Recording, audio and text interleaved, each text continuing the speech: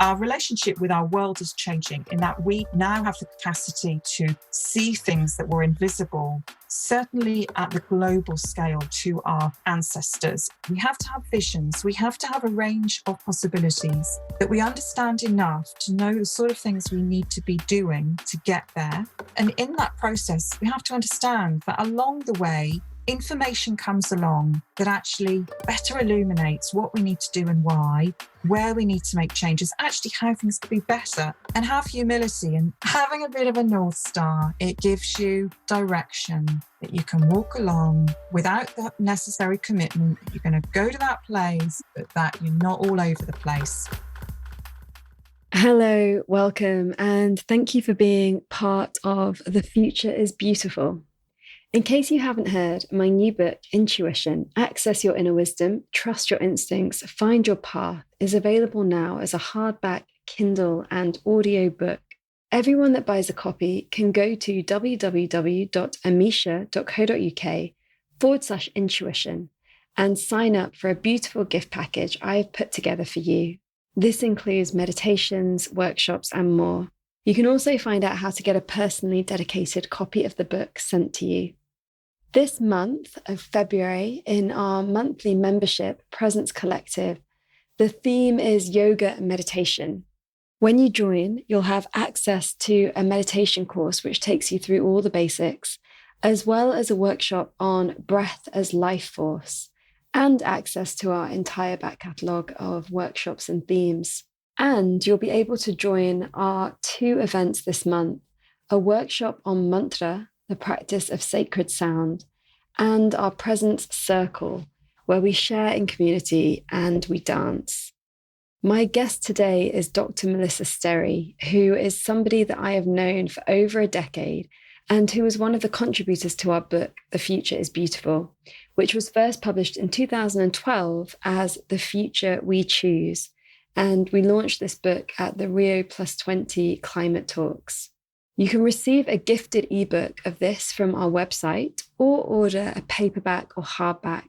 It's a truly beautiful book which inspires and uplifts and is where this podcast came from. Other contributors include our team member and guest Annegret Folderbach, our former team member Lucy White, and guests Lynn Franks, Ed Gillespie, and Samantha Roddick. There are over 200 contributors, and there's lots of beautiful artwork and poetry in there as well. And so if you don't have a copy as yet, please do get yourself one. A recipient of several international awards for innovation, creativity, and enterprise, Dr. Melissa Sterry is a transdisciplinary design scientist, complex systems theorist, biofuturist, and serial founder whose research and practice explores how emerging and anticipated near-future science, terminology, and thinking may help humanity to build a brighter future in the face of challenges including climate change, resource shortages, and biodiversity and virgin habit loss. Her career largely spent crafting first-to-market concepts and companies. A chartered scientist, she has a PhD in developing architectural and urban resilience to major wildfire events, together with over 2 decades' experience in delivering strategic advisories at board level to multinational corporations, NGOs, and market-founding startups. Melissa is a visiting lecturer and fellow, guest critic, thesis supervisor, assembly member, scientific committee member, peer reviewer, editorial board member, author, juror, and keynote speaker to manifold leading international STEM, design, architecture, and arts journals, conferences, awards, societies, and academic and professional institutions. Melissa is the founder and director of Biofuturism, consultancy, Bioratorium, and its lab, Labioratorium, which was established in 2019. And she is the founder director of research project, Panarchic Codex, and biodesign for the built environment project, Bionic City. Her past works include founding the award-winning sustainability think tank and collaborative laboratory, Societas, from 2004 to 2010, co-founding award-winning catalyst for rapid innovation in sustainable design, New Frontiers, co-founding the world's first online digital visual arts and fashion arts awards, Creative Graduate Prize, and iconic Societas Awards. This conversation explores the themes of ecofuturism, mythology, and creative science in this conversation called Visioning Our Future. We contemplate the question, how can critical situations give rise to a profoundly different world? I hope that you enjoy this episode. Welcome to The Future is Beautiful, with me, your host, Amisha Gadiali. On this show, we explore the weave between politics, spirituality, creativity, and sustainability. It's time for us to move beyond silos and into an integrated way of being. Every one of us has ideas and personal experiences to share that can lead us to a brighter future. This is the revolution. Despite the challenges we face as a global community or the pressures that we meet in our daily lives, when we stop and dare to dream, to ask ourselves the big questions and to share what we are already doing, we create the future that we wish to wake up for. That future is beautiful. Melissa, I am absolutely delighted to welcome you to The Future is Beautiful. And it feels like a long time coming, as we first connected around a decade ago, if not before, through sustainable fashion and through the beginnings of this project and the importance of visioning and having a step in the future as well as here. I am curious, we already, just as we started to just connect before we pressed record, already there's so much like possibility blooming and excitement around the real importance of these opportunities that we find ourselves in to use our intelligence in a way that it serves the future and connects us deeper to what is possible. And I'm curious, with all of the incredible work that you have done and that you're doing, as we sit here at this start of a new decade and off the back of, a very choppy, challenging time, what is it that you are most excited about in terms of what is possible for the future? We get so many stories of doom and gloom, and I'm curious as to where that space is for you, of where we can meet the challenges that the future holds for us, but in a way of creativity and potential. One of the things, if there is a silver lining to periods that are as contentious and are as difficult as the current and recent times that we've been through, it's that when we look back through history, we see the sort of darker sides, the adverse situations that these events create. They do force us, in effect, to shed that which is no longer working for us. They force us to problem solve.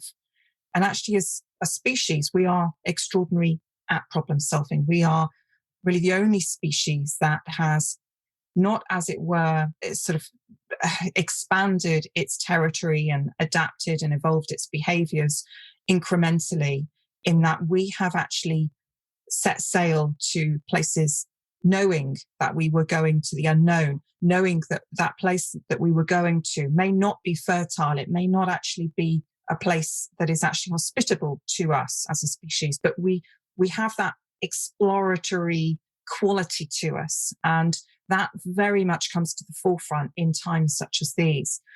When we look back, actually, in terms of innovation, to events such, for example, as the Great Fire of London, obviously a catastrophic event, an event that we're now understanding much better, because whereas certainly at the time, as with many of the catastrophes of the moment, there were a lot of people that were scapegoating, that were blaming this, that, or that community or nation for the event. There were lots of conspiracies. When we actually look at the science, we know that was an event waiting to happen, in that it was preceded by a period of droughts, of extreme heat events, Of course, the City of London was made of wood, so the timber was primed, and all that was needed was a spark. And this event really, from an environmental perspective, it built up over several years. Now, there were people that had spotted this. The first dendrologist, the first expert of trees, John Evelyn, he had actually warned, that this city is going to burn. People had ignored him. But of course, when the event happened, this great realization of the fact that, human structures, the man-made, is not immune to, it's not in some way excluded from the natural world. It is very much beholden to the events of Earth systems. That recognition came, and then we saw this immense period of innovation. We saw the very most prolific minds thinking about not just how we would rebuild London, or rather, the area of London that had burnt, but about the issue more generally. And they came up with all sorts of different schemes that were very much a product of their particular background. But, it was a period that was an incision in human history. And that certainly from the perspective of the built environment, that turned things in a very different direction, both for the better and the worse, because what happened is that although we then realized that if we built with stone, if we built with minerals, the buildings wouldn't burn to the ground, or at least, there wouldn't be this inferno, this huge inferno that we saw in the great city of London. Also, of course, what the Great Fire catalyzed was insurance, in that the first insurance, from a technical perspective, in that before the Great Fire, what had happened is that when a catastrophe happened, the church or the local community would rally around, very much as they still do in many areas of the world today, and they would help those that had been affected by the event. This was embedded in the culture. But what the Great Fire did was it catalyzed the insurance industry. It made that thing come into being. And of course, that has had its downsides, in that if you like, get out of jail card, i.e. if you don't build your house and so it endures the worst events, you get a payout. There are some downsides to that. But on the flip side of that, that has also obviously helped a lot of people in times of great plight. So when we look at the present, it is an absolute given that there will be very many really good things that come out of this, that, there will be innovations, both culturally, technologically, and in every context. And so that there are reasons to be hopeful. But of course, that doesn't mitigate the fact that, these are very, very trying events. And that, when we look at them, one doesn't feel a sense of joy because of all the fabulous innovations that might come forth from them. But, it does, if you like, bring a sense of the capacity to endure. We will overcome these challenges. It's a cliche, but we will be stronger for it. We will learn from it. And so that for me is very much how I feel about the present, about all the events that are going on. And as you're speaking, to me, sparks off the importance of our human aliveness, that we are here and these are our times, and we want to live in a way where we're inspired and we are creative and we are connected to what's possible and how we might create something better than what we have now. Absolutely. We are innately creative. And it's interesting that, one of the things obviously that we have seen is that many, many things have been coming to a head. It's very much that, to use an old saying, it never rains, but it pours. It is absolutely pouring. We've got the global pandemic. We've had an immensely contentious time politically. We've got the highest levels of inequality. There are all these catastrophes simultaneously going on. And yet, from that again, the human spirit, that there have been many that I think absolutely rightly so are saying enough is enough. We're absolutely not going to stand for this anymore. And they are coming out because many of these communities are in a situation where they are not underprivileged, but, their means, as it were, of expressing their voices, are not necessarily as wide as they of some others. And so they are being creative. They are, for example, with the issues of diversity, we are seeing some incredible works of art. We're seeing a veritable renaissance in both audio, both music and the visual arts. We're seeing immense creativity. And this, yes, it is very much a product of our survival mechanism, but it is innately It's an innately human thing to do that. That is something I think is really exciting. I genuinely think that this, if you look back on really, actually for the last century, this is probably the most creatively catalytic period, in that not merely is it, the great artists, the great musicians of our time that are responding to this, but everybody. And of course, with social media and the fact that many people now have greater agency to make their work and their ideas visible, we are able to connect with that. They are able to share their work. There is, of course, a flip side to that, in that we are living in the misinformation age. That in itself is a problem. But even in respect of that, I think what that is catalyzing is a sense of, well, we have to address this. We have to find new ways of establishing what is fact and what is fiction, and how is it that we're going to reconcile these two areas. Yeah, there's so much going on at this time that if I'm rambling a little bit, it's because, this is a very busy period. You're definitely not rambling. In fact, I feel a very succinct kind of pulling of everything that exists kind of, and the relationship between it all. So a big part of your work and the way in which you look at the world is through biomimicry and kind of understanding this reconciling of human and non-human systems.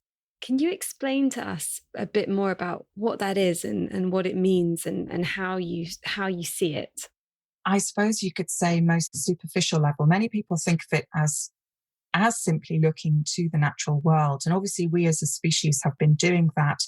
Well, our earliest creative endeavors, cave art, were largely about, if you like, a documentation of the non-human world, of the animals that we hunted and that we interacted with in the course of our experience. And of course, with the spiritual as well, that in itself is a very rich area, and that there are many academic debates about, why is it that people left their handprints, or, what are the meanings of these symbols?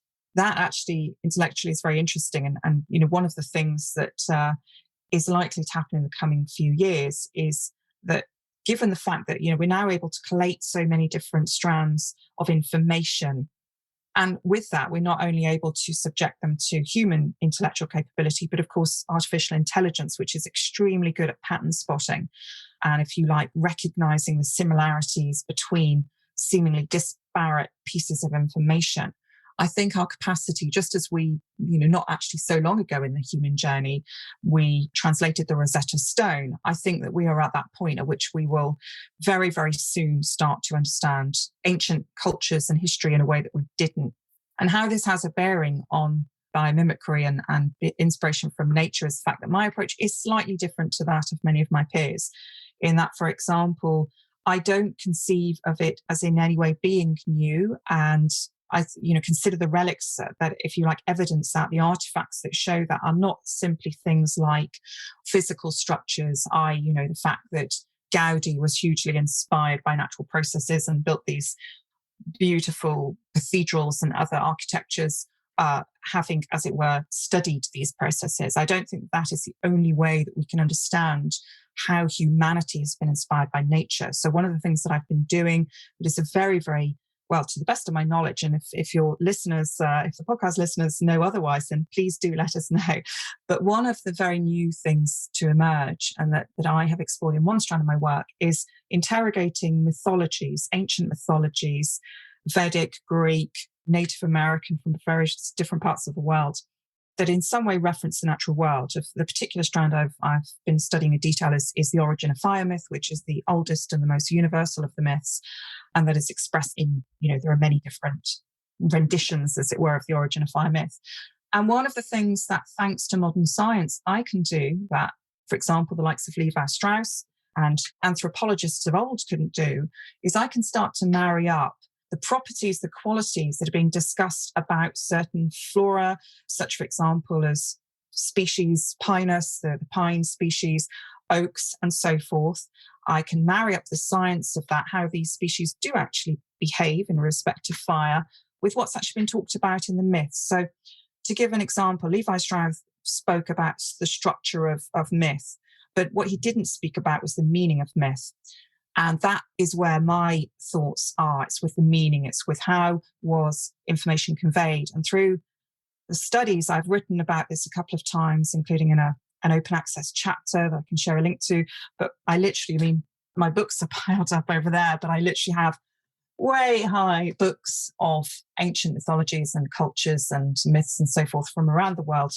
And one of my ongoing projects is to actually evaluate these myths through the lens of science. And what I'm finding is, to be frank, profound understanding of natural systems, in that when these ancient myths are speaking to the properties of these species, certainly within the myths that I have studied, they are absolutely accurate. These were peoples that really understood the, as it were, scientific properties of these species, but then not beyond that. They understood how they worked in a system. They understood, for example, that within and of their landscapes, fire was a process that was absolutely fundamental to retaining the integrity of the landscape. There were many species of which the reproduction is entirely dependent on fire. And also fire, as any gardener will know, what it does is it redistributes nutrients. And understanding that obviously helped our ancient ancestors, understanding the landscape enabled them to, for example, help manage the landscape. And actually within the peri-urban environment, for those that are living at the interface of wildlands, understanding how we live with fire within that community, there is a lot of interest in the historic methodology, such, for example, as using fire as a tool, such that, you're not trying to totally eradicate fire from the landscape, but you're actually using it because, of course, when fires in their natural cycle will actually, if you like, they create self-imposed limits with respect to how intense the fires can become, because obviously a fire is only ever as big and only ever as intense as the fuel quantity allows. And in the world fire science, fuel is trees, fuel is biomass, fuel is anything that burns. So that, that's a very interesting, that's a very, different discipline, obviously urban and rural planning, might seem a mile away from mythologies and from ancient cultures, but actually, we today are looking at ways that, whether or not many people are conscious of this or otherwise, are actually speaking to ancient solutions to the challenges of living in the natural world. And thinking about this on another level, many of, certainly the origin of fire myths, they're still alive in our culture. They're like, we as a species, we use mythologies, we use storytelling to sometimes explain the profound, the things that are so incredibly complex that, though you could draw 1,000,001 diagrams, but they wouldn't necessarily explain that phenomena in a way that is especially sophisticated. And what I've found in my study of the ancient mythologies is that these are profoundly sophisticated. They're not just sophisticated at the level of the individual stories, but the way in which those stories then connect to other stories. And the way in which, for example, if you look at the origin of fire myth, you could actually argue that it tracks human migration about the world, in that systemically, at the level of what the stories are trying to convey, they're often exact mirrors. So, for example, the Vedic and the Greek myths may use different names. They may have a god that is in, so say, a different guise, and they may speak of different species. But that architecturally, in terms of the messaging, in terms of what they're trying to convey, they are very much the same. And one could question, well, are we seeing there, in the same way that in languages, we can trace languages through their evolution over time? We could ask that of mythologies. We could actually study that. We could analyze that. And that's not something that has really, certainly with the origin of fire myth, really happened yet. But that's something I'm very interested in doing. And so when I think about how we learn from the natural world, I think about it in its fullest context. I think about how we've done that over time. And I'm very much more led by processes of the natural world, because this is actually tying into another, if you like, shift that is occurring, in that when we look back to, for example, the 1800s or to the 1900s, nature was understood, and in fact, throughout most of human time, well, not in the ancient, but most of, I should say, modern history, nature was understood through a very obscured lens, in that because of the fact that understanding of that, nature is a set of processes as opposed to things. Nature is all about the relation between, one entity, be that biotic, be that biological, or be that abiotic, be that of temperature, the humidity, and so forth. In recent history, and particularly we in the West, the global North, have understood nature as material things, as objects. And because of that, our approach to things like conservation has been to keep them as is. For example, to try and prevent against any event, it could be fire, it could be something else, that in any way in our mind is going to change that thing.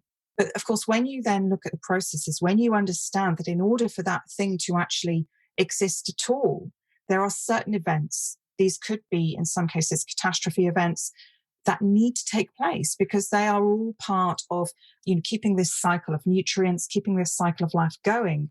Then I think things become a lot more complicated, but they become a lot more exciting. When we think about the relevance of that shift in our thinking to the present, of course, one of the things we are seeing, and we are seeing at scale, is that species are migrating. We are particularly seeing the faunal species move. They're moving polewards, or they're moving in the opposite direction, depending on what their particular physiology is. They are also adapting in terms of their behaviors. We're particularly again seeing this in the faunal world.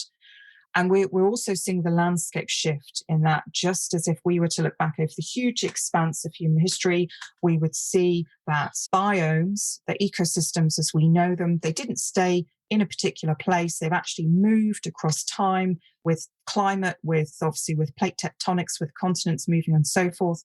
So things move, and things are actually starting to move pretty fast now, because of course the climate is changing really quickly, as is the way in which the weather is expressed within that climate. We're tending to see more extremes of heat and extremes of cold, extremes of precipitation, of rainfall, and so on. Our world is moving. We know that we are going to have to move. We know that we, as a species, the migration figures are likely to be enormous. I mean, some are calculating that, several million people will be moving within the coming decades because of things like changes in sea level, and also actually changes in the hydrology more generally in those locales and so on. For example, desertification. Yeah, my approach to biomimicry, it's more what some call eco-mimicry, and that it's looking at the whole system as opposed to the thing. But yeah, as I said, this is not something that if you study the human record is in any way new. And what is interesting about it as a scientific field, or as a field more generally, is that it is evolving, it is changing. Whereas some people advocate, so for example, one of the very common things that you'll see with biomimicry, you see a lot of books that write a list of what they perceive the characteristics of the natural world to be, kind of bullet pointed in a sort of, corporate presentation style. But actually, the natural world is incredibly diverse. So it would not be correct to say, oh, well, the natural world is universally or, ubiquitously collaborative. Absolutely not. In the natural world, the competition for resources is, in some cases, absolutely acute. However, there are these natural checks and balances, and they're almost like, you can understand why obviously almost all peoples about the world have imagined there to be a god or gods, these other forces.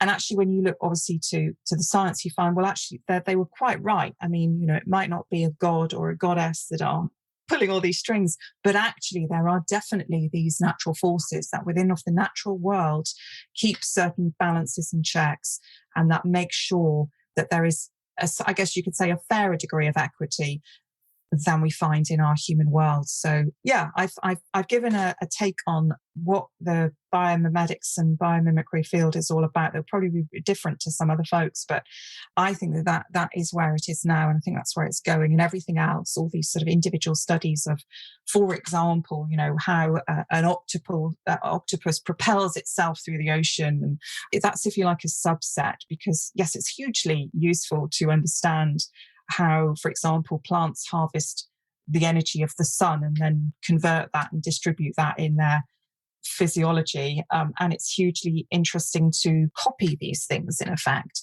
But if you do that at the individual level, if you're not looking at this big system of things, then the danger is that it becomes very tokenistic, and it becomes a little bit like, in architecture, when people talk to green buildings, and what they're actually sometimes talking to is modernist buildings that are built of steel and of concrete, and that are using a set of typologies and an approach to materiality and to, if you like, the mass of the building that is not in any way new. And what they're simply doing is they're putting a bit of wallpaper on it. They're putting some potted plants on the balconies and a bit of grass on the roof. That some people sort of speak to that as being, biophilic, but actually, I'd say if you're really going to create something that is genuinely connecting humanity with the natural world, you need to think deeper. And again, actually going back to history, if you think to the cities of India, you find that though there's this sort of big push towards building skyscrapers and high rises and very dense communities, actually within Indian culture, the integration of the non-human, of the animals on the street and of the birds and the other fauna, that is an inherent quality within the historic architectures of India that obviously endured. I mean, the very sort of usefulness, the worth, as it were, in their materiality is evidenced in the fact that many of these buildings are still standing after many hundreds of years. And yet there are many people that are sort of coming along and saying, oh no, we want to wipe this away. We want to do what we're doing in lots of other places in the world. And we want to slap a great big tower block on it, because that very sterile, that very simplistic idea of architecture is in their mind somehow better. That is, if you like, the model that is dominating. That is the successful model of the moment. But I'd say actually, no, you could present to me a number of projects that are so, say, biophilic. And I'd actually say to, well, actually, you know what? They're not really over deep time going to really make any difference in our relationship with nature. In fact, they could actually have problems. So, for example, one of the sort of things that you start to see when you have these projects built. So, for example, the sort of the tower blocks with lots of plants on the balconies. When some fauna do actually populate these balconies, and this actually was a problem that was popping up in a couple of cities in Europe, in Italy, and birds come to nest on your bush, on your balcony, for sake of argument. And it happens to be that they're quite noisy birds, and particularly if there are birds nesting in every single one of the bushes on every single one of the balconies. There have actually been communities that have been putting up signals to put the birds off nesting in their buildings, in the flora that's actually on their balconies and in their tower blocks. That is in no way connecting humanity to nature. That again is a completely contrived idea of what nature is. The biophils actually more generally, I guess what I'm really getting at here in an exceedingly roundabout way, is that what we need to do and what we are seeing happening is this much deeper, much more considered, much more careful approach to our relationship with the natural world. To do that, you obviously need to allow time, you need to allow greater resources more generally, actually, because obviously, you can only sort of interrogate these things with the sort of depth that you need if you do have a reasonable amount of sort of resources to actually do that. But we're starting to see that shift. And I think that actually in the coming decade, that's going to be the big direction of travel, in that the last direction of, this last decade was all about almost the commodification of many things like sustainability. It was, if we think back to when we first met and we were first working, we were actually part of quite a small community, weren't we? There weren't many of us. Now it's huge now, and that's fantastic on many, many levels.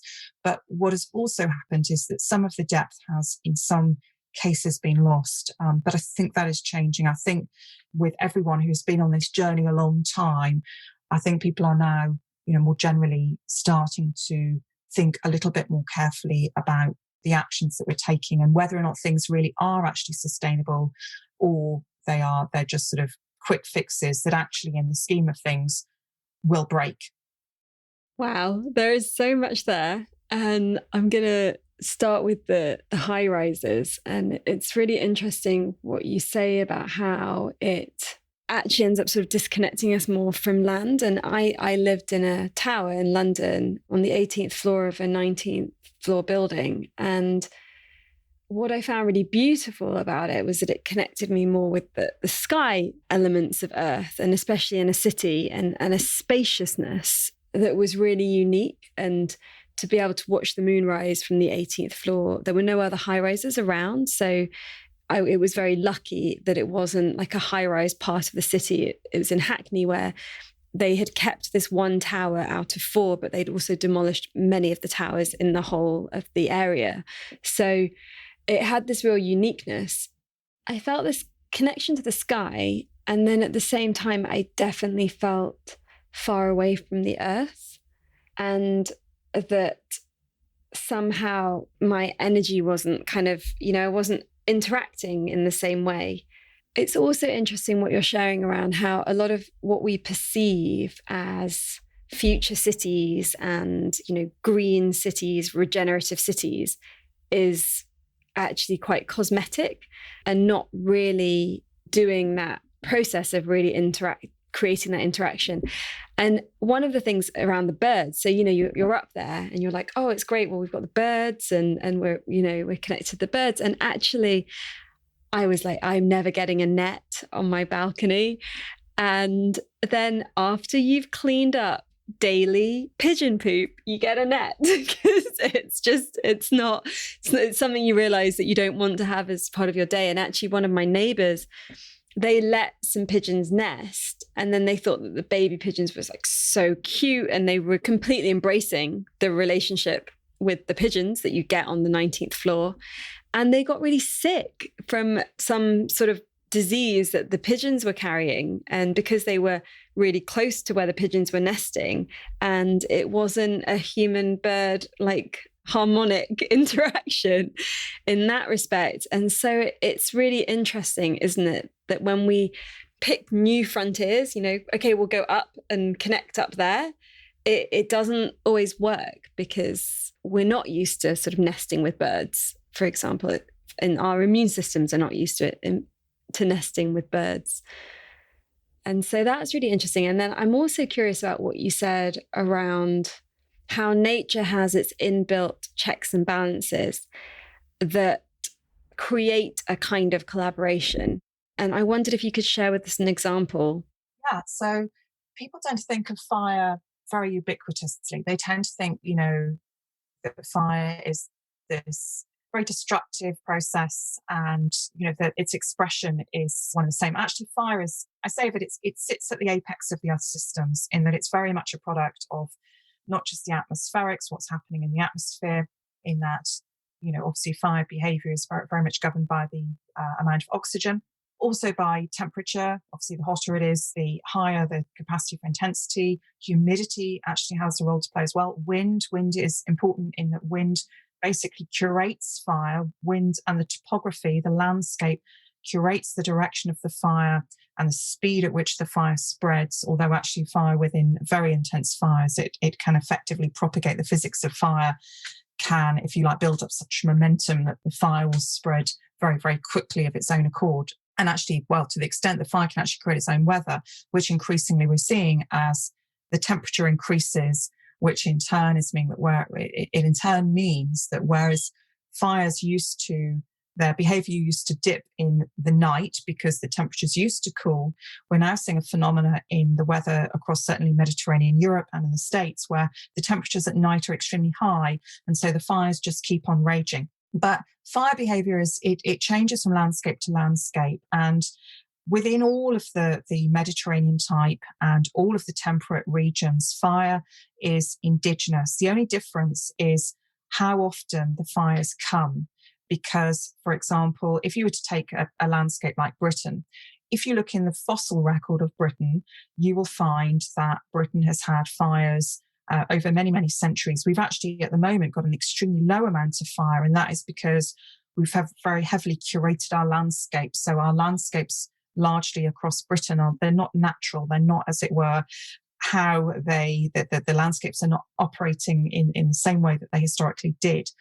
Within Britain, what we used to find is that, generally speaking, fires were not extremely frequent. It wasn't like in the Mediterranean where, fires would spread through a landscape maybe, every 4 or 5 years. And because of that reason, the biomass tends to be relatively scant biomass. A lot of grasses evolved with fire. Grasses spread. Obviously, they grow very quickly, and they can be wiped out of fire, but then they seed and then they pop up, but they basically spread the fires. So that's why, you tend to find them in fire landscapes, and they in turn propagate the fire because, of course, adapted to it, they then spread it. if we think to the landscapes of Britain, we don't tend to think of Britain as being a landscape where, for example, there are lots of grasslands and so forth. We tend to think of Britain as forested because on a geological timescale that we can relate to, i.e. thousands of years, not millions of years, Britain was a forested territory. And you can understand how prevalent fire historically was if you think about the species. So, for example, one of the best adapted species to fire is the oak. And the reason that the oak is particularly well adapted to fire is that, as you'll know, of oak bark, it's very thick. It's basically like it's armor, and you can study, as it were, the physics of oak bark, and you can see how that not only protects the inner tissue of the tree, but also, the way in which fire actually interacts with the bark. There's a certain amount of deflection going on through the form, as it were, and the way in which the airflow interacts with that. Oaks also have this fabulous quality in that they clone themselves. Of course, they dig they dig their roots deep down, and then they can just pop up and form a new tree. This is, so this is a very particular kind of reproduction. And then, of course, with that, they have another means of reproduction, which is, of course, their seeds, their oaks. The acorns. I mean, we have oak. The oak tree is it's hugely prevalent in English mythology and culture, and of course across all Europe. The prevalence of the oak, is you could argue the reason that the oaks so very populated Britain is that they do endure the forest fires that we would have been seeing every so often within the historic British landscape very, very well. Also, if we look to our heathlands, the shrubs of heathlands, so for example, moors, they tend to be very rich in oils. Now, this is a physiological adaptation. We particularly understand this if we look to the shrublands of the Mediterranean. And what actually happens is that these oils, they actually make the fire more combust, they essentially combust, they make these plants burn. And again, the reproductive cycles of these plants are adapted to fires. And essentially, in the diversity of fire behavior, in some landscapes, fires would be coming maybe every sort of 4-7 years historically. And in others, they would be coming every few hundred years, and that it would be a particular set of circumstances, a particular amount of tree die off, because trees, as they age, they obviously eventually die off, the only variance there being at what age. And as they die off, as they age, some trees become more vulnerable. And obviously, when you get a certain amount of dead timber in a forest, then fire is very probable.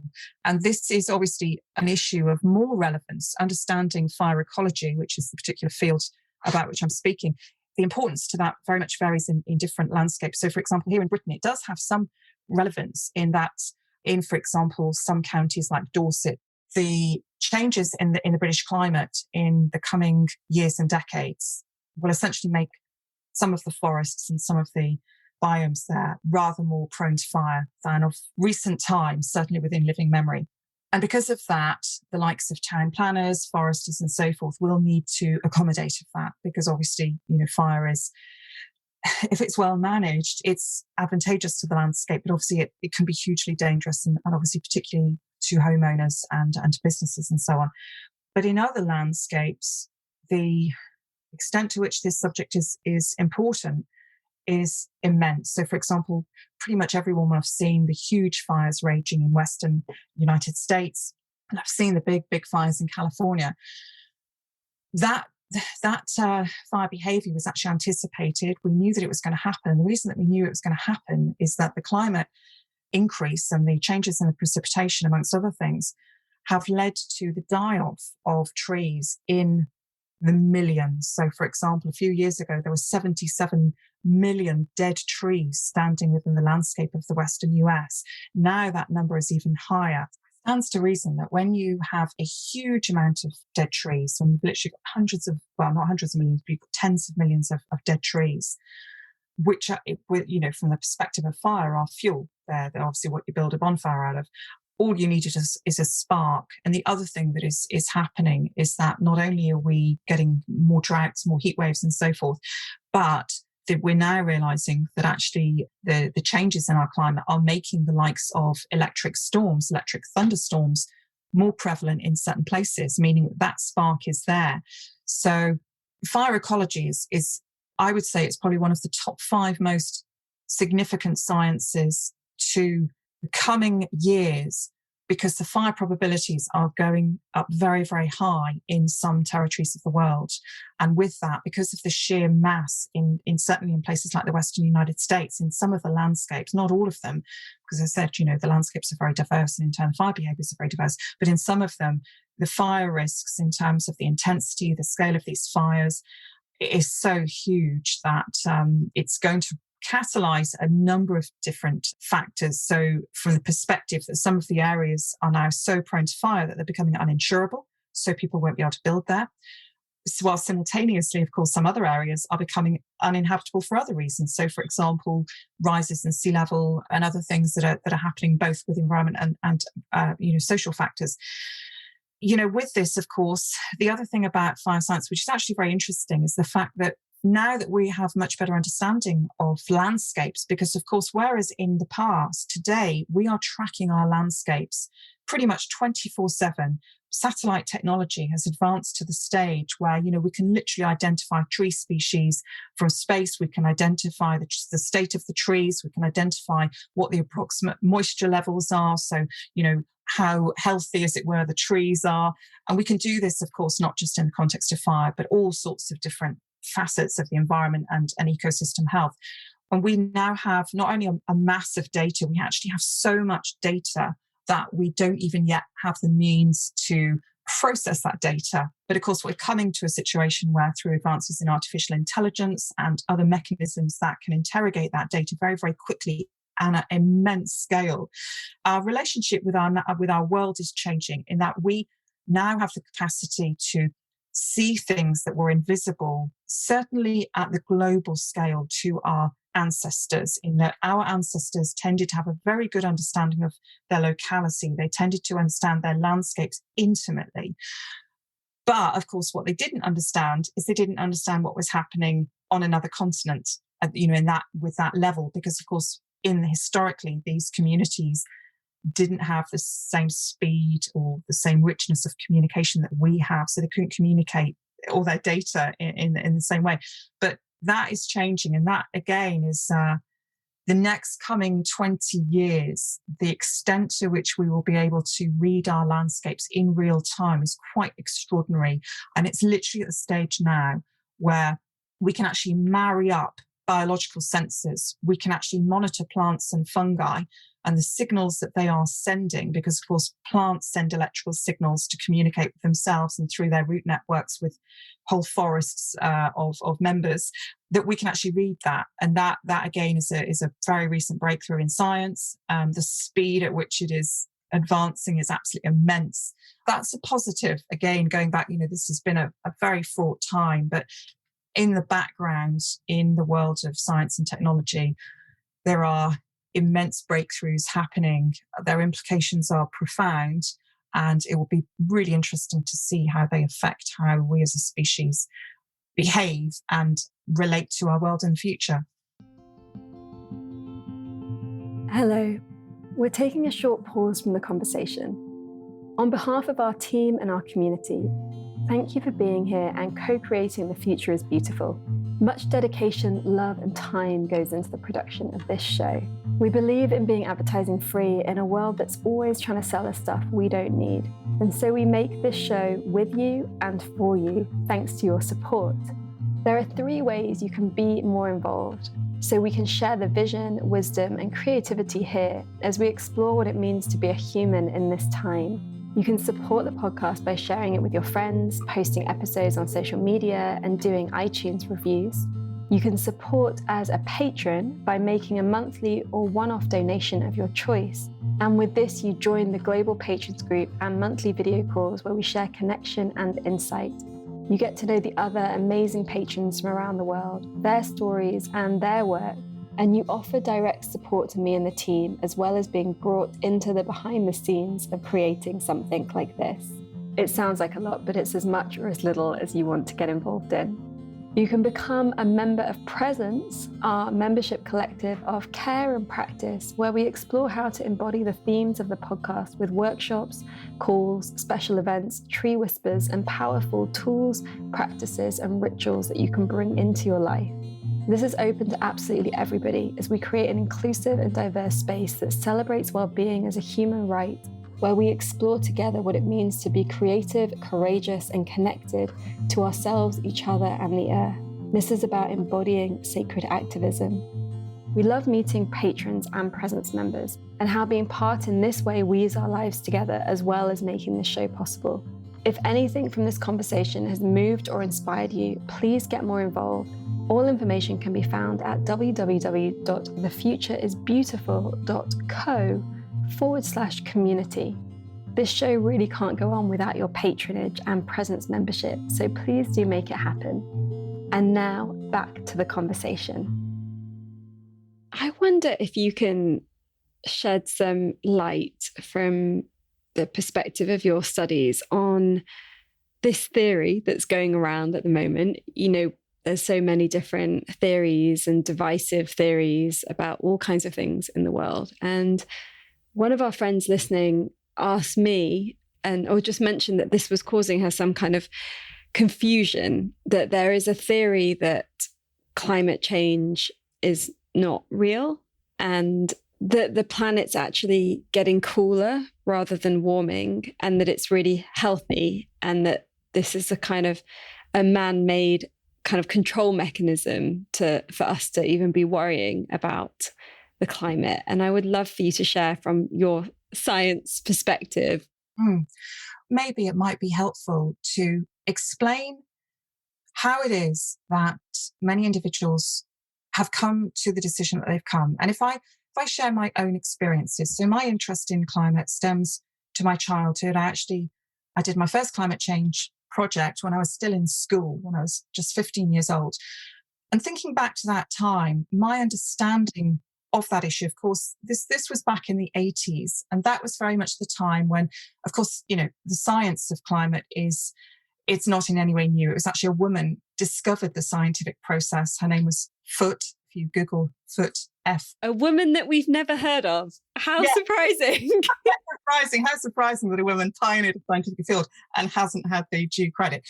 But yeah, an American scientist. And she was conducting experiments on how basically gas behaviors. And although by today's standards, you know, her experiments were quite rudimentary, she realized that certain compositions of gases heated, you know, that she realized that they would heat within certain conditions, and that this would be a problem because she knew that these gases were in the atmosphere. So we have to go back to the 1800s to actually get to the origin, as it were, of climate science. Climate change has hugely progressed into the science of climate change. So, for example, we today have a very wide range of technologies, of tools through which we can interrogate this particular subject. To give you an idea of one of the kind of tools that we can use and just how advanced we are now, we can use LiDAR, we can use what are radar technologies, and essentially, you know, very advanced imaging technologies that can actually track particle movements in a heat cloud. So, for example, this is actually used in fire science, but we could use it essentially to track the particle movements within the air. That is, we actually can use it within storm systems. So, you know, we don't just understand the gaseous composition of, as it were, the atmosphere. We can actually track the movements at literally the particle level.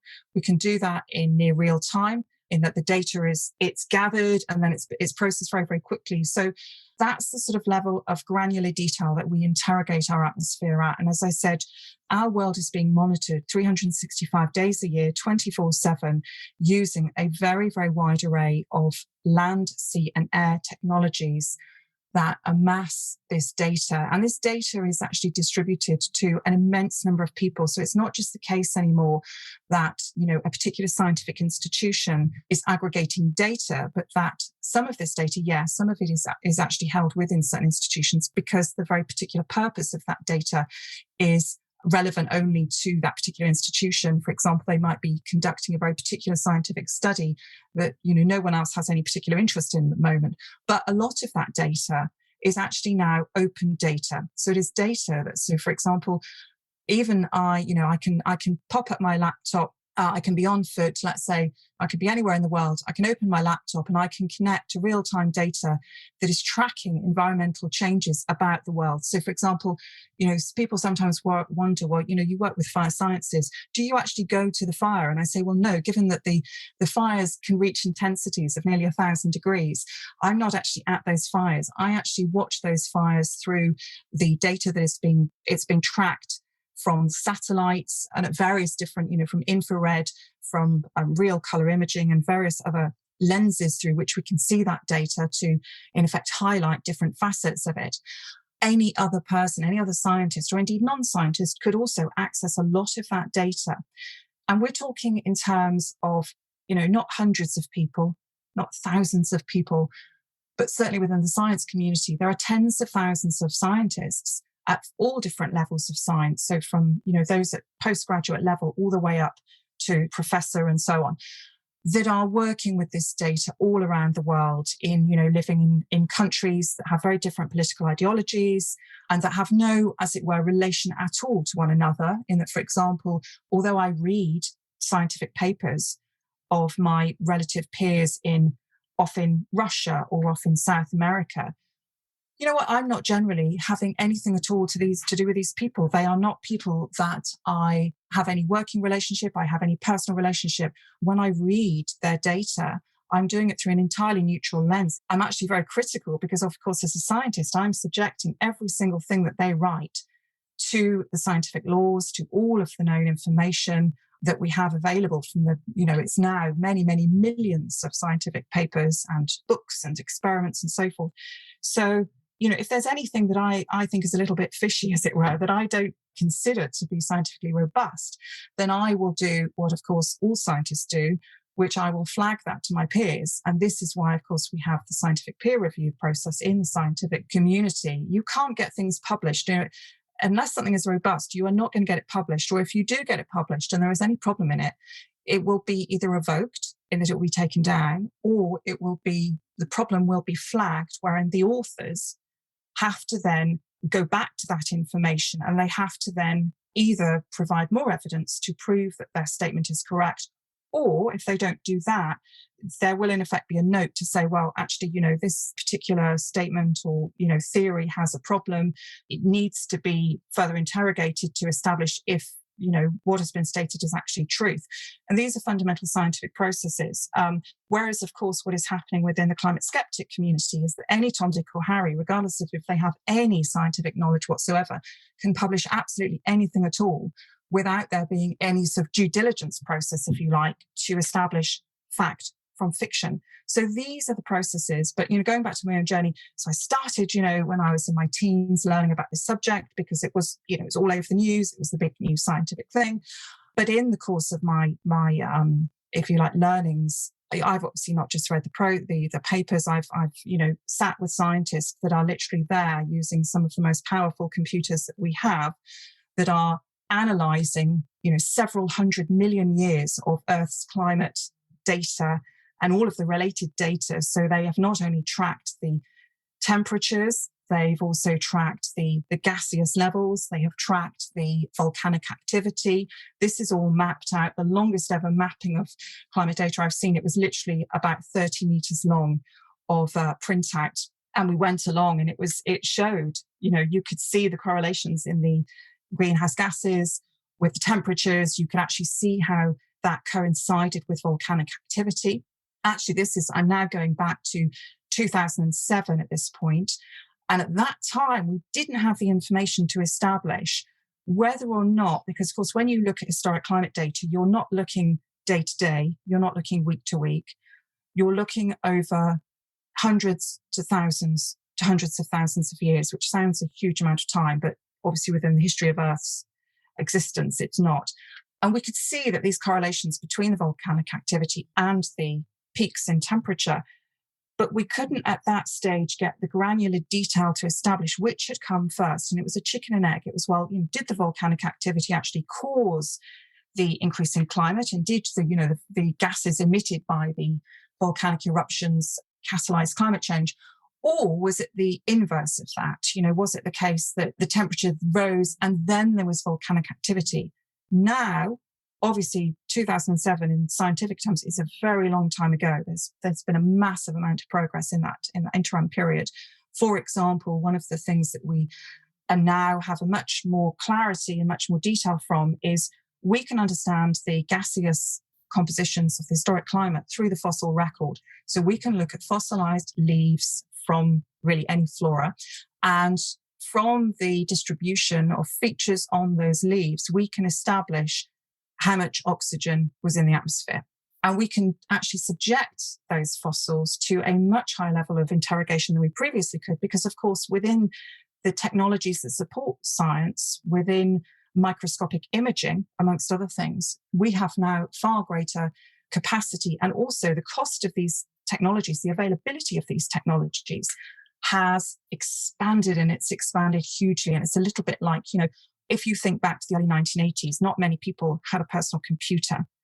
Today, almost everyone has a personal computer. And in the science world, it's very similar in that, if I go back earlier in my career, the cost of certain scientific equipment was high enough that I could not afford to populate my own home lab. So I would obviously be reliant. I'd have to go to certain places to access certain scientific information. Today, the cost of scientific equipment has generally come down so low that I have, I've been able to populate my own home lab. I've been able to buy microscopes. I've been able to, tap in through my ever more powerful computers to ever more sophisticated software.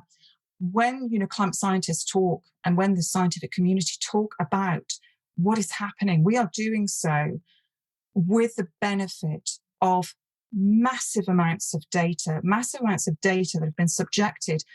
They've been interrogated intensely, and not on one level, not on just the level of, does this add up within the laws of science, within the known, the empirical, the proven laws of science, but actually, does this add up with what everybody else has found? Because of course, in science, something doesn't become a theory, a hypothesis doesn't become a theory unless it is proven, and not just proven in one experiment, but proven every single time that experiment is undertaken. So it has to be replicable. I think one of the really big problems of the moment, one of the big problems for the lay persons, for they that are not trained in science, is that they don't really understand the difference between a hypothesis and a theory. A theory has got to be something that, it's got to be provable with the same degree of certainty as if, let's say, you punched a wall and it hurt your hands. That's the level of certainty you've got to have for it to be a theory. But if it's a hypothesis, any Tom, Dick, or Harry in the world can come up with a hypothesis. You can sit and you can muse over your belly button that, actually the sky, there isn't actually a sky. It's an optical illusion that there's such a thing as an atmosphere. Anyone at all can do this. But to actually get the accreditation, well, my goodness, that is extremely tough. I've obviously met, a lot of people that are climate skeptics too. But again, one of the things I've found is that they imagine that, within the scientific world, everybody's just sort of sat on Google, trying to sort of put articles and bits of information together as they are. And it's, well, actually, no, that's not how it works. Yes, of course, we use computers to connect to data. We have our own versions of LinkedIn, and that, there are lots of sites where scientists, if you like, can exchange information. We can share papers, we can share conversations, and so forth. But it is not the case that, scientists are using Google for really anything, but actually a fast way to find the likes of the particular networks or the very particular journals they search for. So the idea that, scientists rely on that, it's, well, no, that's absurd. But getting back to why this might be happening, it is because academia has for a very, very long time been behind closed walls. So although there are lots and lots of SciComms, science communications projects that have been created, and there are many, many in operation as we speak, they are still too few. And I think also there is an absence of recognition of the fact that, there are more ways to communicate science than simply publishing a paper or creating a documentary for the TV. If we could actually, and what this is starting to happen, if we could have a scenario in which scientific data is as standard, communicated in a diverse number of ways upon its publication. So, for example, today, if you were a scientist and you had a hypothesis that through your experiments, you have proven to have the empirical evidence to become a theory. What you would do is you'd send your paper, you'd write a paper, and then you would send it to an academic publication of which the peer reviewers were all very established people within and of that field, the people with the authority to say, yes, this has legs. And then having been published in that paper, there would be other persons would try to replicate your theory, and so that they could find if it was true or not. At most, well, you might go to a scientific conference and you might present your paper to your peers, which you would probably do behind closed doors so that members of the public didn't see that presentation. And you might even create a poster. But actually I say poster, as in science terms, a poster is basically an A3 or maybe smaller poster that has text on it. It's not generally a very visually compelling thing. They're not designed like film posters or music posters, whatever. They're full of information, so they're not necessarily very accessible to many others, and particularly because they tend to use lots of technical terminology. And these are the standard ways that science works. And I really do think that there are so many opportunities for us to encourage students, to encourage graduates, and really everyone working in science to explore, well, how do I process this information in a way that makes it completely legible, completely understandable to a very wide-ranging community, such that children literally can understand what it is that I have found. You can do it through pictures, you can do it through stories, you can do it through all sorts of things. I think it is starting to happen. I think this will happen. And I think by a decade out from now, science will generally be working a little bit different in terms of its publications to the present. But for now, there are a lot of people that really don't understand how science works. Because of that, it's very easy for them to get pulled into tall tales that are being told by those that either are not working in science, or very, very occasionally you'll find an individual that, though a scientist, is not generally they're not a climate scientist, or they're maybe not even working in that particular domain. So, for example, they're not actually an earth scientist, and yet they will comment on climate science. It's quite a bizarre thing, because it would be like me as someone that is working with the earth sciences and that sort of side of things. It'd be like me commenting on possible progress in open heart surgery. I'm not a surgeon. I don't work with medical science. I'm not an expert. Just because I'm a scientist, it doesn't mean that I can universally understand every single facet of the world, and I have the authority to give an informed opinion on that. No, I have areas of expertise. We all have areas of expertise. To those that are skeptical, I would say to them, you know what?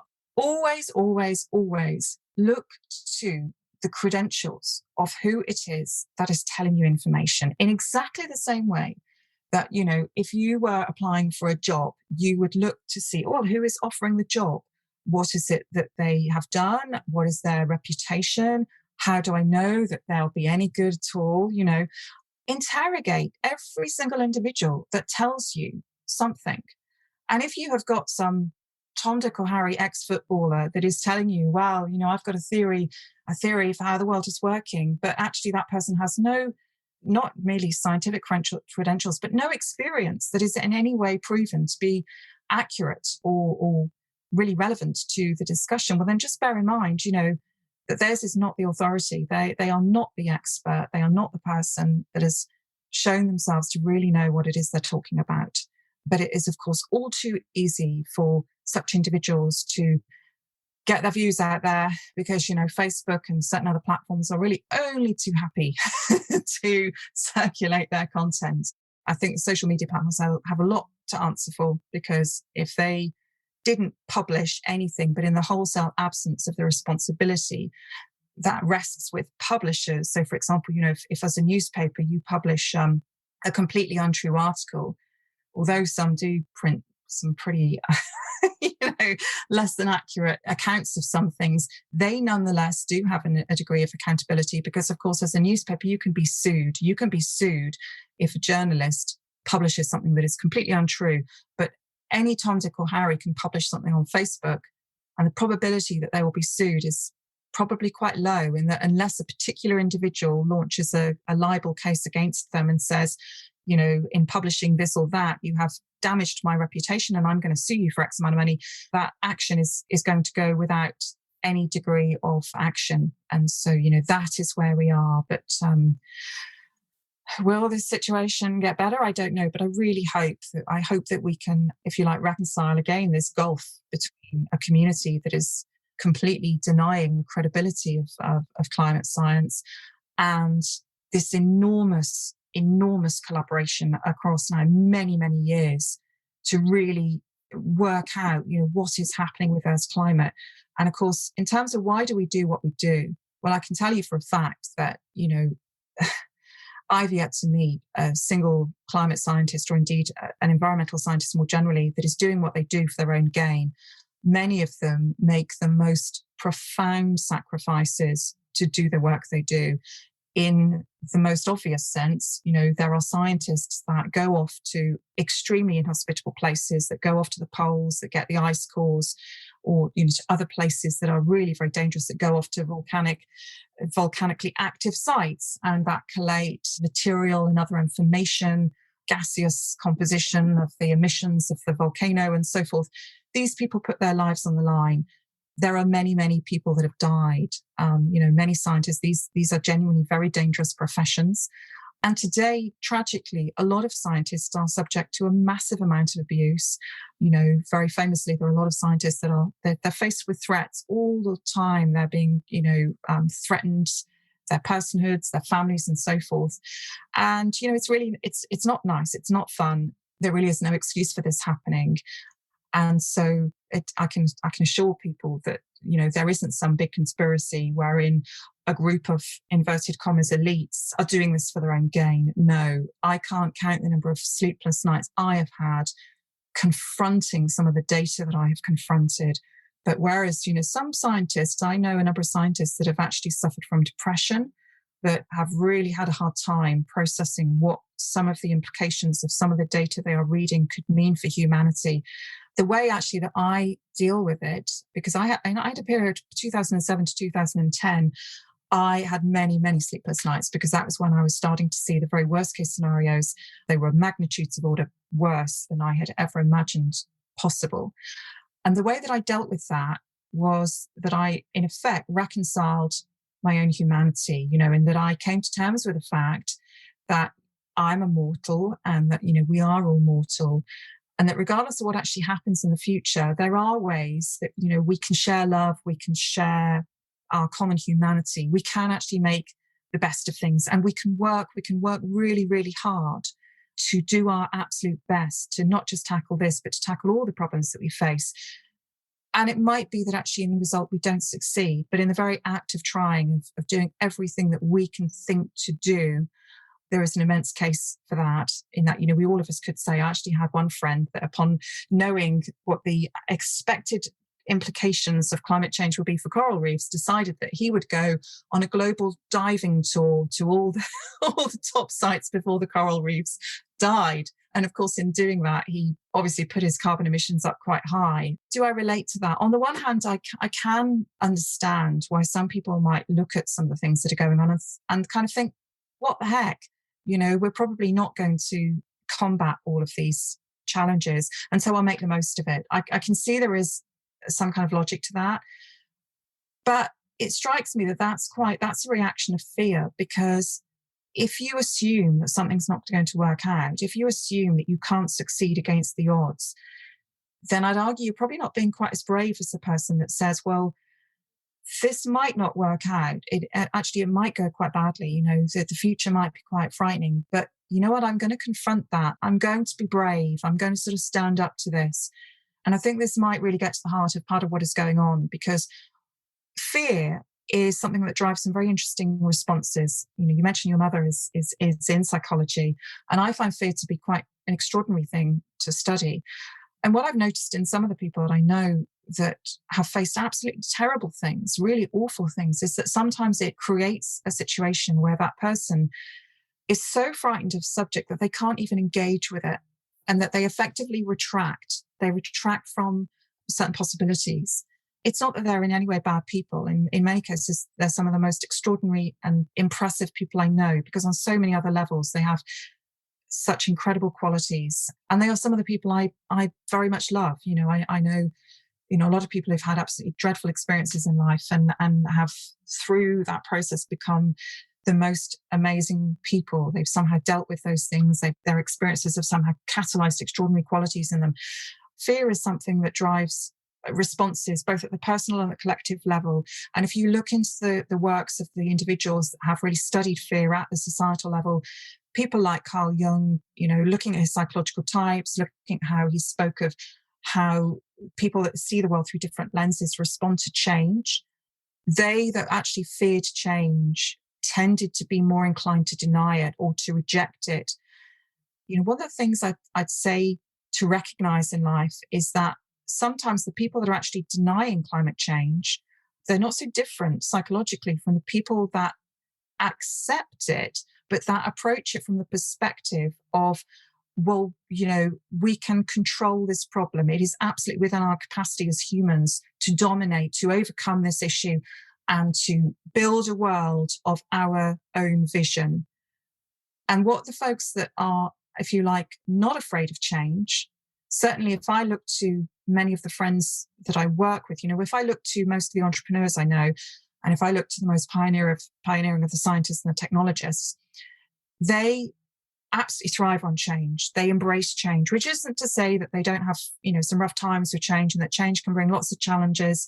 Uncertainty is never easy to navigate, but they really do, change for them it's part of the fuel that drives forward their thinking, that makes them, think about the innovations, imagine the new inventions and other things that they create.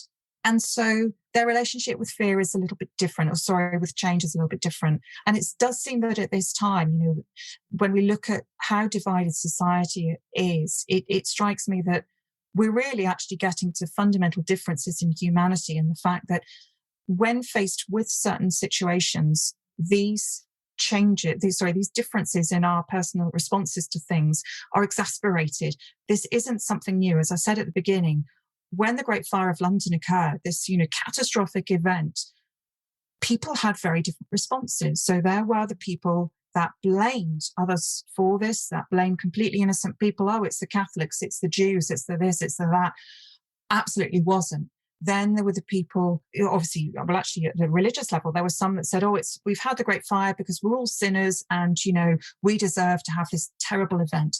And then, of course, there were the people that said, well, actually, when we look at the technicalities of this event, we realize we've been building wooden cities. We've had lots of city fires. This just happens to be the latest and the biggest in our locality. If we get into the technicalities of this, we can actually find ways to stop this happening again, to actually stop the probability that there's going to be a huge inferno. And they worked on that. And they didn't have all the answers, but, and certainly some of the answers they created had their own flaws. They created other problems, but they got into that. At the moment, we are starting to see that, but we're also seeing a bit of a mix. It's a very, very messy situation we're in right now. But I think, maybe if we strip this back to that really human level, to think about, well, why is it that we have people with profoundly divided ideas and opinions? Why is it becoming so difficult for some of these people to actually sit down and to actually have a conversation? Because it's not as if it's anything new that these people have different opinions. Many of the people I'm sure that you and the listeners know, I have friends that have very different political opinions to me and that have very, very different views on things. And historically, it's not been a problem. In fact, actually, I've always loved to have people around me with different views, because then it actually challenges you, and it actually, really, again, it's a bit like a scientific process in that if you talk about something and if your argument doesn't stand up, then actually it can bring about those epiphanies. It can be the case that you actually learn through the very process of, conversation with your friends, even if that's not your initial intention. I think that, at the personal level and the societal level, this is something that, it's very prominent in our time. And it's been a more difficult time. I know many, many friends have spoken about how they have fallen out with a lot of people over all sorts of issues, Brexit and not actually climate change, not so common amongst my crew, but certainly Brexit has been a big issue of contention. And somehow we've got to get back from that, because it's not healthy for any of us to be in a situation where we can't find those issues that are common to us. We can't work out, how to live with our differences, which isn't to say that, we don't necessarily challenge one another, but how to accept that there are some differences, and how actually from all of this to actually get to a better place. Because we are, I think, in a very risky situation at the moment, where thinking about some past events in human history, for example, if we look to the Bronze Age collapse, if we look to a period in which we know extreme climate change drove a number of changes, which we can't necessarily directly correlate with social events, but in the Bronze Age collapse, essentially what happened is that the climate was extremely stressed. Things like availability of resources became more difficult. Things like political relationships, trade routes, and so forth broke down. And I think, one of my fears, kind of looking at the situation we have at the moment, is that we're seeing this breaking down of trade routes and of relations, of, the relations between, for example, Europe and China becoming more conflicted, the relationship between America and Europe becoming more conflicted, that even here, in Europe, the relationship between the countries becoming more conflicted. In Britain, this sort of, Scotland, England, Northern Ireland, Wales becoming more conflicted.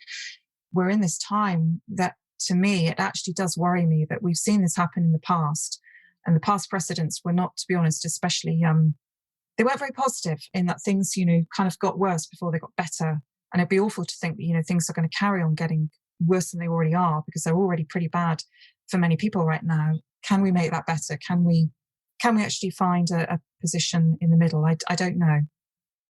Thank you, Dr. Steri. That was a lot. And I wasn't planning to take up so much of our time on this kind of conspiracy aspect, but it feels so important at this time of great conspirituality. And whereas 10 years ago, if I came across climate deniers, they were very much connected to oil and profit. And now we're in a place where a lot of people who are, on a path of liberation of some sort and wanting to really connect to the world of truth in whatever that means, are the ones that are now kind of questioning all of these things. And so I appreciate you taking us through what it looks like on the inside of science, and that for that conspiracy to be true, that would mean tens of thousands of very intelligent people across the world all being fed some kind of agenda and buying it. And kind of, I mean, it's quite a thing. And as you're talking about it, it feels so connected to what's happening around COVID as well. I've witnessed, and, not to be judgmental, but I've witnessed people really proud of like how much they've traveled through the year of COVID. Somebody recently published a book, like sharing how they've been to so many countries, and you're told that the borders are closed, but you can go and all you need to do is this. And it's like the whole world's open if you're not afraid of it. And then at the same time, like we're just at the 100,000 deaths mark here in the UK. And when you know people, when you actually talk to somebody whose family all has COVID, or whose dad's in hospital, or whose auntie's just died, then it's real. And of course, any moment is always hijacked by agendas. So we know, of course, at this time that we're home, we are losing some of our privacy rights. We're losing a lot of our freedom, surveillance, it's a lot of stuff is happening.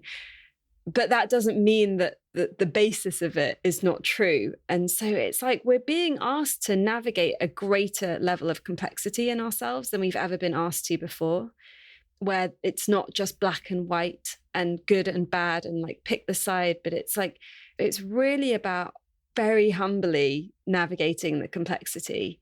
And at the same time, it's about understanding our interdependence. COVID, climate, it reminds us of our interdependence. And so, as does trade routes being closed and all of this kind of thing, when we've created this very globalized way of being in the world.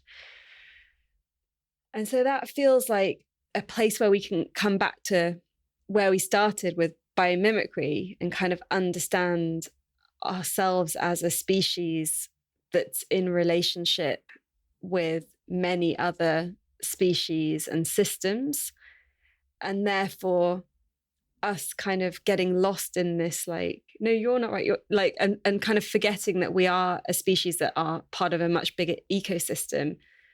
Yeah, it takes away energy from where we actually need it to be. It does. One of the things I explored in an essay that I published a couple of years ago, it was actually in a scientific journal. Well, it's more of an anthropological journal. It was about how philosophy and how psychology thinkers of past have actually understood culture and counterculture, and how, different psychologies view the world. It's called Mind the Gap. In it, I talk about particular psychological types that the thinkers to whom I was speaking, both contemporary and historic, had spoken, how their different theories mirrored one another. So how the sort of architectures of their theories, although disparate, although independent, they were actually very, very similar. This actually got me thinking about how we make decisions, because we tend to think of binary decisions as being computerized, but actually every decision we make is effectively a yes or no decision. So that is, if you like, a bit of a parallel, even if it's happening on a minute level. Sometimes there's an obvious logic to it. Other times there's no logic. And we know the more complex decisions are, the more we wrestle with them, the more difficult it is for us, any of us, to beat a path through that.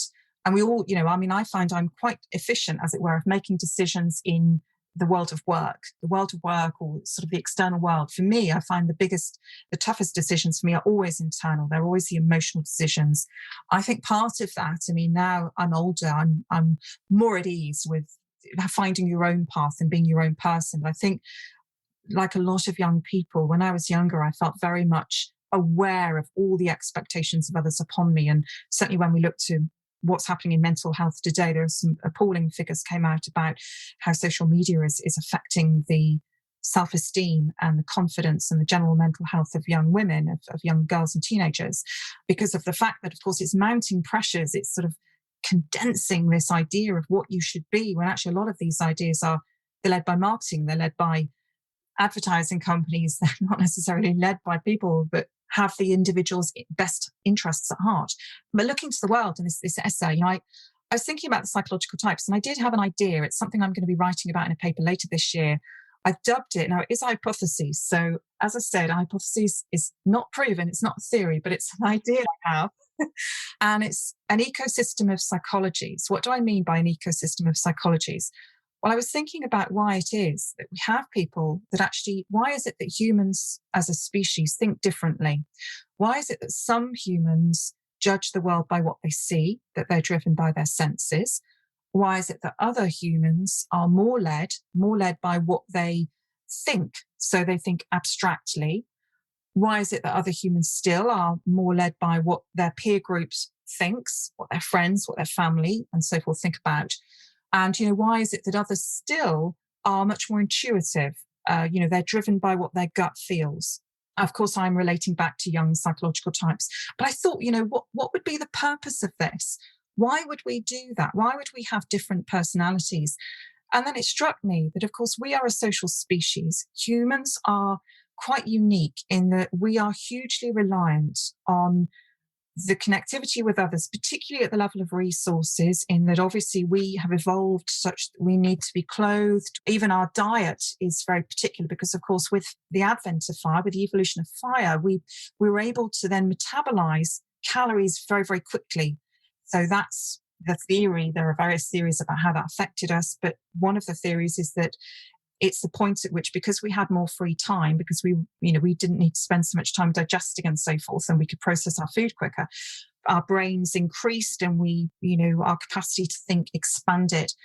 But of course, as we have evolved through time, as we've evolved these tools that always need materials to make, and that for the course of human history to date, we have increasingly sourced the materials for further and further away. Of course, that interestingly has reversed now, in that we're now thinking about how can we make what we need locally? How can we grow our food locally? So that is a major, major development in the human historical record, and that, we've suddenly just flipped to the other side, and what the implications might be for us as a species is, potentially profound. But thinking about why do we need these different characters? And I think what it comes down to is the fact that as this social species, this species that needs to build complex societies, we actually need to have people that are driven, that are interested, and that are attracted to different ways of being.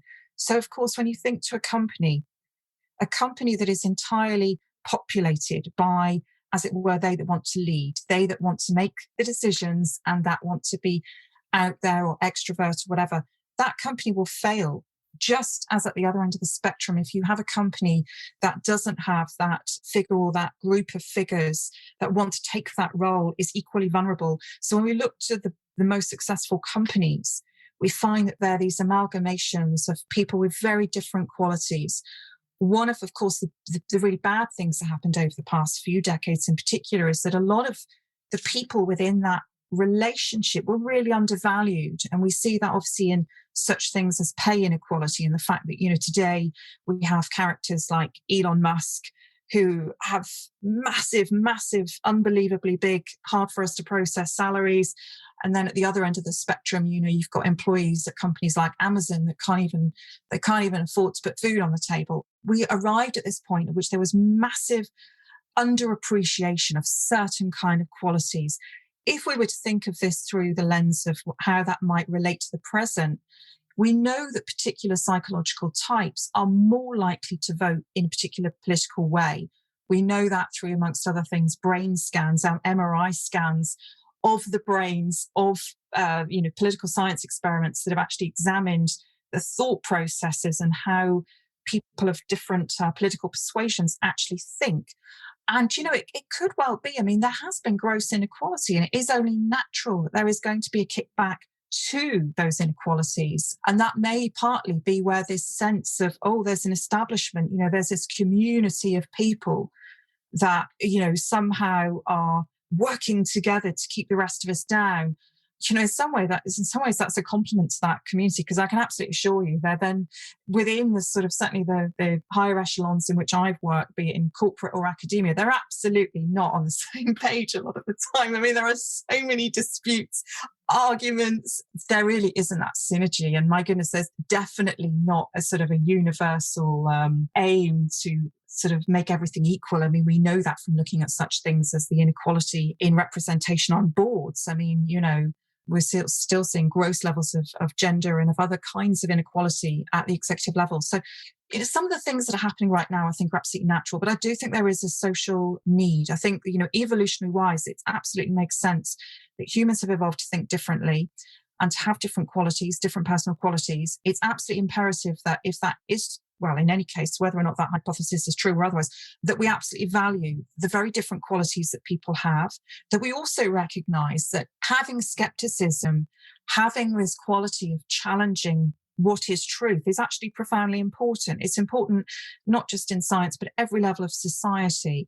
And it's something we all innately have, but we express in different ways. So maybe thinking about how that quality can be harnessed in ways that actually help us all, as opposed to undermining not just the few, but absolutely everybody. How can we change that situation? Yeah, I'll be writing a paper later this year on this. I have again a huge number of my research pile to inform this paper is quite big, but it's something that normally when I write a research paper or some other publication, I do it fairly succinctly, because by the time I've even decided to do it, I will have the data I need to inform it. But this is something that to me feels so important, and it's something that needs such care that that's why I need a good several months to be mulling over this some more, even though I've already had a couple of years to be mulling over it. I really feel, this is getting to the kind of the root of what it actually means to be human. And so I think you're absolutely right. These are they are very difficult times, but they are really making all of us ask the most important questions many of us have probably ever asked, not just about what is truth and what is not truth at the level of society, but what's really important to us.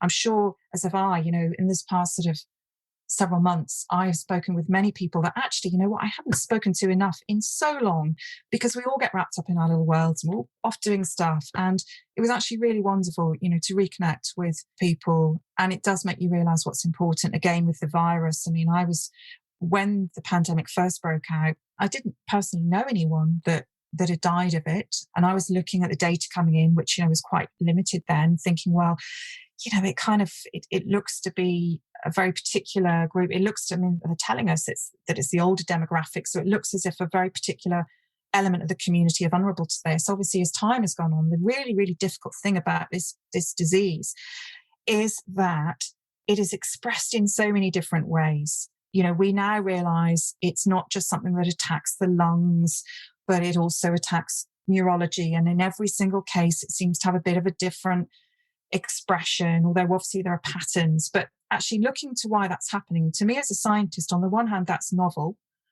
But on the other end of that spectrum, as I was saying, we have so much more equipment. We have so much greater capacity as a whole scientific community to analyze what is happening, that it may actually be that there have been antecedents to this disease. There may have been other viruses and other diseases that in history were expressed in this very diverse way. But back hundreds of years ago, we did not have the means to actually identify the virus, to bring it up in microscopic, you know, its 3D form. We didn't have the capacity to do that. So we wouldn't have connected those dots. We wouldn't have known that these things were in any way related.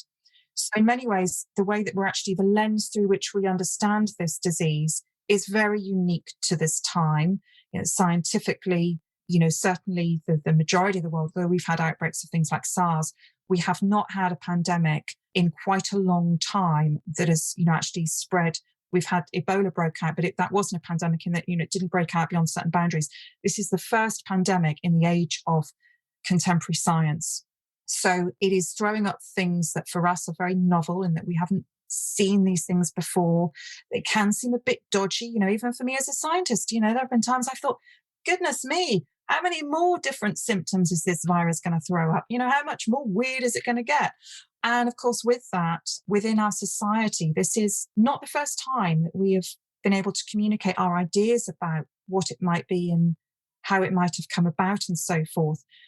But what is very different is that when past pandemics arose, the communications and, if you like, the ideas about what it might be, what might have caused it, they were expressed at the community level in written hand, but mainly in the spoken word. And they spread at a much slower rate.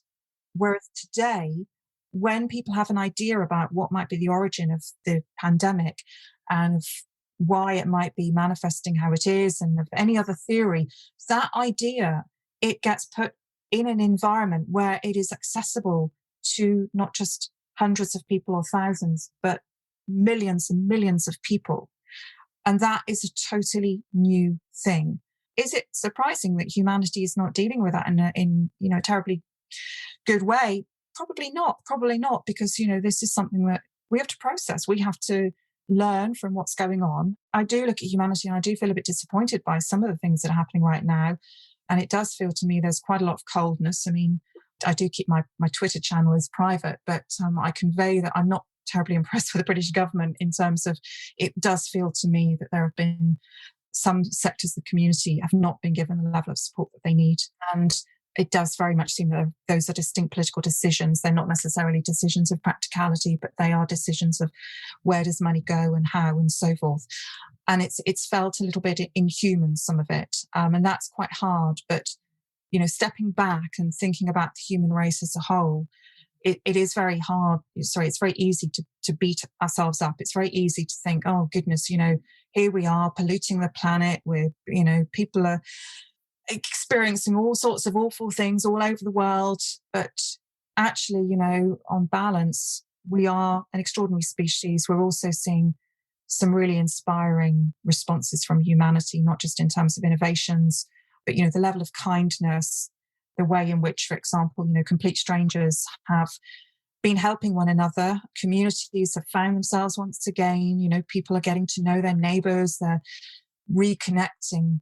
That shows we're a very complex species. In many ways, we are incredible. And hopefully, in some years from now, having been through these very, very hard times, hopefully it will take us to a better place where we're ever more aware of what our good qualities are and of how to mitigate the kind of the personality challenges that we all have. We all have flaws. I certainly don't want to sound as if I'm preaching, because my goodness, I have a big list. I'm very much aware of my shortcomings. But yeah, I think we probably need to be a little bit easier on ourselves sometime, because these are extraordinary times for us. Thank you, Melissa. That's really helpful and very sober, and yet with possibility. I have one final question, which is, why is it important to vision the future? It's important because, as with anything, you need to have a goal. I guess I'm thinking, actually, I was giving some business advice the other day, and it might seem that, this is a very different thing, but I was dealing with a startup, all led by creatives. They don't have a business plan, and they don't want to write a business plan. They don't want to actually assess technically what the viability of their idea might be. And they, because of the fact that they've had a few other projects where they didn't write a business plan, and they were able to, as it were, get away with it, there was great reluctance. And what I said to them was this: think of this, when I say to you that you need a business plan, think of it as you need to have a destination. You need to know where it is that you actually want to go. Now, it actually, in the end result, doesn't really matter if you go to that place or you go to some other place, because, of course, what usually happens with a startup company is that it sets off in one direction, and then something happens, or a series of things happen, and it actually goes in another direction. But you have to have an awareness of where you're going to go, because if you don't, the risk is that you dawdle around, you waste time, you're not focused, and you go around in circles. And also, if you haven't got a vision, if you can't communicate what it is that you actually want to do, other people are not telepathic. They can't actually go into your head. They can't understand what your view is, or maybe they will listen to what you're saying. But because of the fact they think differently, their understanding of what it is that you want to do might be completely different.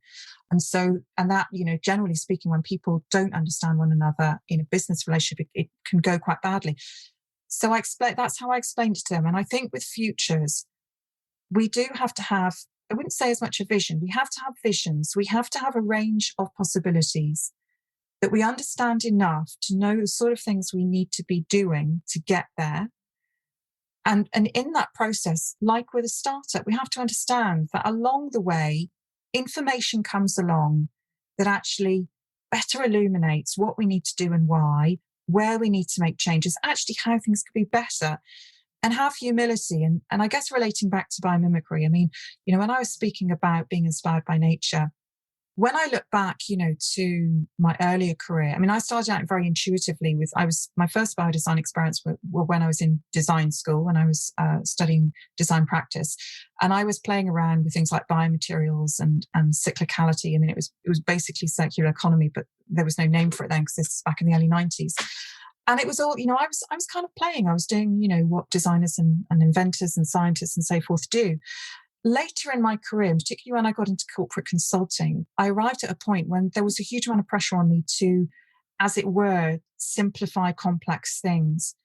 And for a while, although I would be a little bit more critical in my assessment of what, of the possibilities for the field of biomimetics, I was a lot less critical than I would be now. And the very simple reason for that is that in this past dozen years, I have read prolifically, I have experimented, I've, very much advanced my understanding. And so now I can see things that I couldn't see at all then, things that, were hidden to me because I didn't know, I hadn't come into contact, as it were, or witnessed the evidence that suggested, well, this or that idea was maybe a little bit flawed, or it maybe need to be developed a bit differently.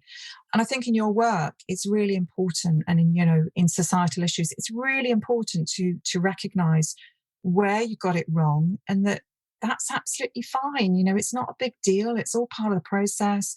And it's not that I'm kind of celebrating, you sort of see the TED Talks where they get up and they say, hey, I failed, but it was the best thing that ever happened. In my experience of failure, it's actually pretty horrible. You don't obviously want something to fail. You don't want your relationship to fail. You don't want your business to fail. It's actually quite traumatic sometimes. But actually making mistakes, making errors of judgment. And when you do have epiphanies, when you have that little moment where you think, oh my goodness, it occurs to you, it's quite incredible. It is life-changing. And it does imbue in you this sense of awareness of how you need to change things. And you get excited. And I get excited when I have these little epiphanies. I think, oh my goodness, this is something to explore. This is something that is totally new to me, even if it's not new to other people.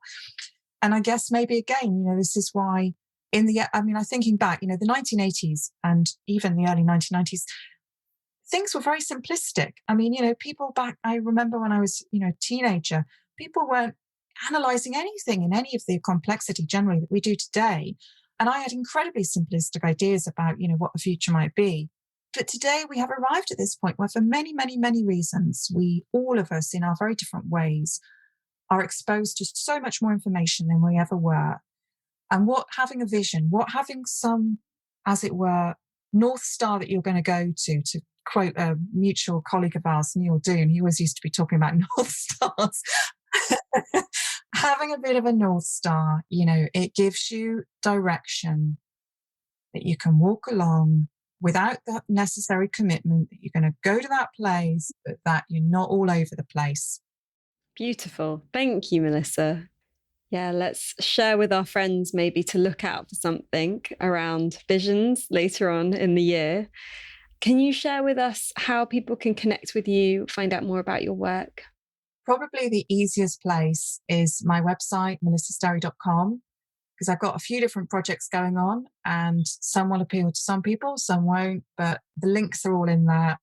I'm prolific at linking and I'm also prolific at championing. So if people have projects that they think are, really cool and that they think need some visibility, then connect to any of my social media accounts and ping me a link, because I am involved in quite a few different programs, things like awards and obviously consultations. I advise corporations on things like, which are the exciting new design projects and what they need to be aware of, things like that. And I do always champion a lot of other people's work. So I always like to know about interesting things and projects. And yeah, social media is, for all its ills, for all its evils, social media is the easiest platform, and the links are at my website.